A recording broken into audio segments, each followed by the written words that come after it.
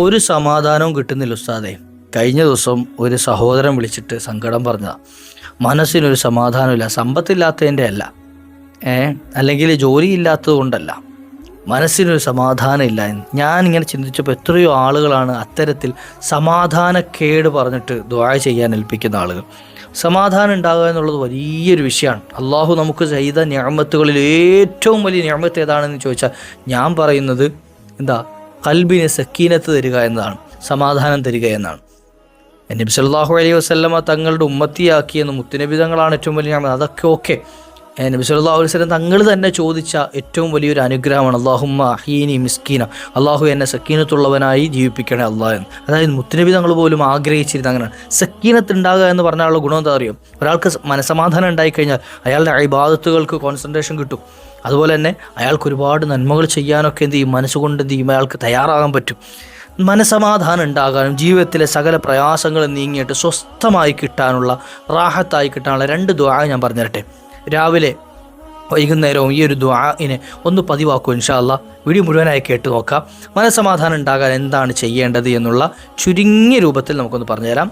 Video മുഴുവൻ കേൾക്കാം, മറ്റുള്ളവരിലേക്ക് എത്തിച്ചു കൊടുക്കാം.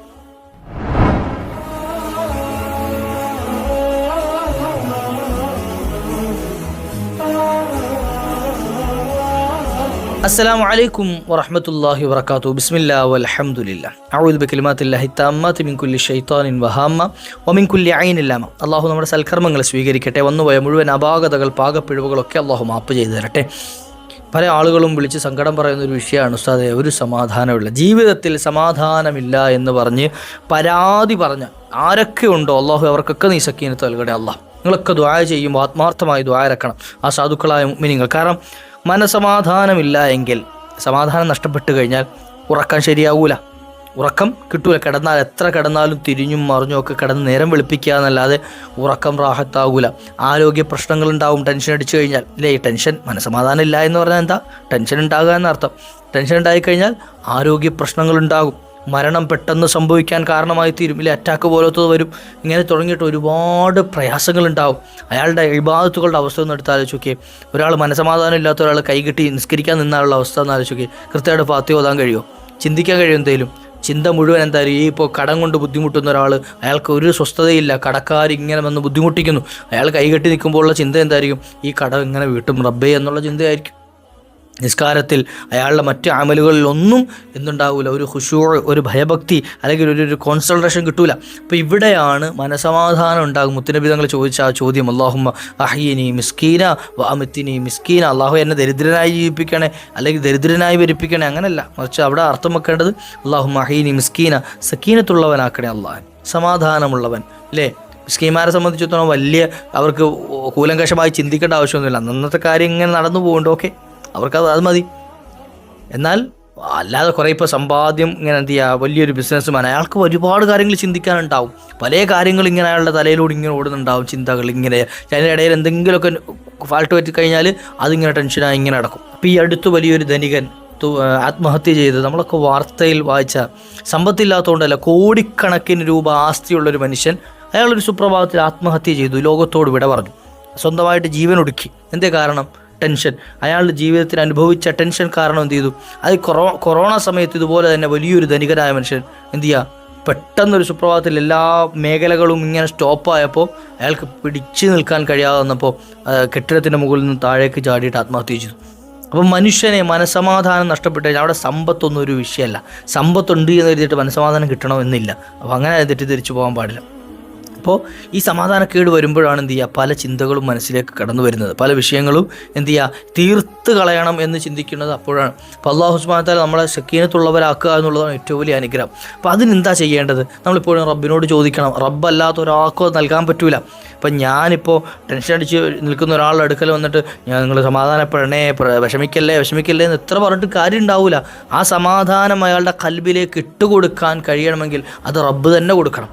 അള്ളാഹ് കൊടുത്താലേ അത് കിട്ടുകയുള്ളൂ. അപ്പോൾ അതിനുള്ള രണ്ട് ദുആ ഇൻഷാ അല്ലാഹ് ഞാൻ പറഞ്ഞുതരാം. ഇതൊന്ന് നമുക്ക് എളുപ്പത്തിൽ ചെല്ലാൻ പറ്റുന്ന ദുആയാണ്. നമുക്കതൊന്ന് പഠിച്ചു വെച്ച് കഴിഞ്ഞാൽ, നിങ്ങൾ ഇത് ചൊല്ലി പതിവാക്കി നോക്കി അത്ഭുതം കാണാൻ പറ്റും. ജീവിതത്തിൽ അത്ഭുതം കാണാൻ പറ്റും, വെറുതെ പറയാല്ല.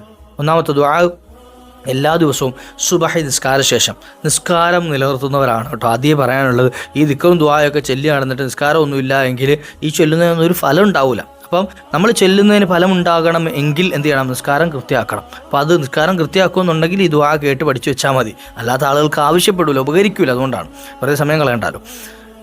എല്ലാ സുബഹി നിസ്കാര ശേഷവും അല്ലാഹുമ്മ ബിക അസ്ബഹ്നാ വബിക അംസൈനാ വബിക നഹ്യാ വബിക നമൂതു വഇലൈകൻ നുശൂർ. ചോദിക്കുന്നത് അല്ലാഹുമ്മ ബിക അസ്ബഹ്നാ, റബ്ബേ നിന്നെ കൊണ്ടാണ് ഞാൻ നേരം പുലർന്നത്. വബിക അംസൈനാ, നിന്നെ കൊണ്ട് തന്നെയാണ് ഞാൻ നേരം വൈകുന്നേരമാകുന്നത്. അതായത് നീയാണ് എനിക്ക് രാവിലെ എഴുന്നേൽക്കാനുള്ള തൗഫീഖ് നൽകിയത്, ഇനി വൈകുന്നേരത്തേക്ക് എത്തിക്കുന്നത് നീ തന്നെയാണ്. വബിക നഹ്യാ, നിന്നെ കൊണ്ട് തന്നെയാണ് ഞാൻ ജനിച്ചത്. വബിക നമൂത്ത്, നിന്നെ കൊണ്ട് തന്നെയാണ് ഞാൻ മരണപ്പെടുന്നത്. അതായത് ഇതെല്ലാം നിൻ്റെ അടുക്കലാണ്, എനിക്കൊന്നും കഴിവില്ല. വയിലേക്കൻ നുശൂർ, നിന്നിലേക്ക് തന്നെയാണ് ഞാൻ മടക്കപ്പെടുന്നത്. അപ്പോൾ അവസാനം നിന്നിലേക്ക് തന്നെ എത്തണം. അപ്പോൾ എനിക്കിവിടെ എത്ര കാര്യങ്ങളുണ്ട് എന്ന് പറഞ്ഞാലും, എന്തൊക്കെ ഉണ്ട് എന്ന് പറഞ്ഞാലും, എന്തൊക്കെ ഇല്ല എന്ന് പറഞ്ഞാലും അതൊന്നൊരു വിഷയമുള്ള കാര്യമല്ല എന്നാണ് പറഞ്ഞത്. അപ്പം ഇത് ആത്മാർത്ഥമായി കൽബിരുത്തിയ ഒരാൾ എല്ലാ ദിവസവും സുബഹിക്ക് ശേഷം ചെല്ലുകയാണെങ്കിൽ അയാളുടെ കൽബിൽ അള്ളാഹു സമാധാനം ഇട്ട് കൊടുക്കുന്ന മനസ്സമാധാനം ഇട്ട് കൊടുക്കും. അള്ളാഹു നൽകട്ടെ ഇൻഷാ അല്ലാഹ്. അപ്പോൾ ഈ ഒരു ദുആഇനെ ഇങ്ങനെ എന്ത് ചെയ്യുക? പതിവാക്കാം. എണ്ണം ഒന്നും പറഞ്ഞിട്ടില്ല, നമുക്ക് ഇഷ്ടമുള്ളത്ര എണ്ണം ചൊല്ലാം. ദുആയല്ലേ. രണ്ടാമത്തേതായി കാണാം റബ്ബിഗ്ഫിർലി വർഹംനി വഹ്ദിനി വആഫിനി വർസുഖ്നി. നമ്മൾ പൊതുവേ നിസ്കാരത്തിൽ രണ്ട് സുജൂദുകൾക്കിടയിലുള്ള ഇരുത്തത്തിൽ ഈ ഒരു ദുആ, ഇതുപോലുള്ള ദുആ ചെല്ലാറുണ്ട്. റബ്ബിഗ്ഫിർലി വർഹംനി വജ്ബുർനി വർഫഅനി വർസുഖ്നി വഹ്ദിനി വആഫിനി എന്ന് ചൊല്ലാറുണ്ട്. അതിൻ്റെ ചില വാചകങ്ങൾ മാത്രമാണ് ഈ ദുആയിലുള്ളത്. റബ്ബിഗ്ഫിർലി വർഹംനി വഹ്ദിനി വആഫിനി വർസുഖ്നി. അള്ളാഹുവേ നീ ഞങ്ങൾക്ക് പുറത്തു തരണേ അല്ലാ, റഹ്മത്ത് ചെയ്യണേ അല്ലാ, നേർവഴി കാണിച്ചു തരണേ അല്ലാ, ഞങ്ങൾക്ക് നീ സൗഖ്യം നൽകണേ, മനസമാധാനമൊക്കെ ഇതിൽപ്പെട്ടതാണ് സൗഖ്യം, സുഖം നൽകണേ അല്ലാ, വർസുഖ്നി ഞങ്ങൾക്ക് ആവശ്യമുള്ളതൊക്കെ നീ നൽകണേ അല്ലാ. ആരെങ്കിലും ഒരാൾ ഈ ഒരു ദുആഇനെയും എല്ലാ സുബഹി നിസ്കാര ശേഷവും പതിവാക്കി കഴിഞ്ഞാൽ സമാധാനം ഉണ്ടാവും ഇൻഷാ അല്ലാഹ്. ടെൻഷൻ അള്ളാഹു നീക്കി തരട്ടെ, വിഷമങ്ങൾ അള്ളാഹു മാറ്റി തരട്ടെ, പ്രയാസങ്ങൾ അള്ളാഹു നീക്കി തരട്ടെ. ഉപകാരപ്പെട്ട് കാണുമെന്ന് വിശ്വസിക്കുന്നു. അള്ളാഹു നമ്മുടെ എല്ലാ വിഷമങ്ങളും തീർത്തട്ടെ. മറ്റുള്ളവരിലേക്ക് എത്തിച്ചു കൊടുക്കൂല ഇൻഷാ അല്ലാഹ്. അതുപോലെ നമ്മുടെ വീഡിയോ ചാനൽ സബ്സ്ക്രൈബ് ചെയ്യാത്ത ആളുകളുണ്ടെങ്കിൽ ഒന്ന് ചെയ്തു വെച്ചേക്കാം. കാരണം ഇതുപോലെയുള്ള നല്ല നല്ല വീഡിയോസ് ഇൻഷാ അല്ലാഹ് ഇനിയും നിങ്ങളിലേക്ക് എത്തുന്നതാണ്. അള്ളാഹു പറയാൻ നമുക്കും അതുപോലെ തന്നെ കേൾക്കാനും അമല് ചെയ്യാനും ഒക്കെ നമുക്കും എല്ലാവർക്കും തൗഫീഖ് അള്ളാഹു നൽകട്ടെ ഇൻഷാ അല്ലാഹ്. മറ്റുള്ളവരിലേക്ക് എത്തിച്ചു കൊടുക്കൂലേ, ഷെയർ ചെയ്യൂലേ, കമൻറ്റുകൾ രേഖപ്പെടുത്തണേ. വആഖിറു ദഅ്വാനാ അൽഹംദുലില്ലാഹ്. അസ്സലാമു അലൈക്കും വറഹ്മത്തുള്ളാഹി.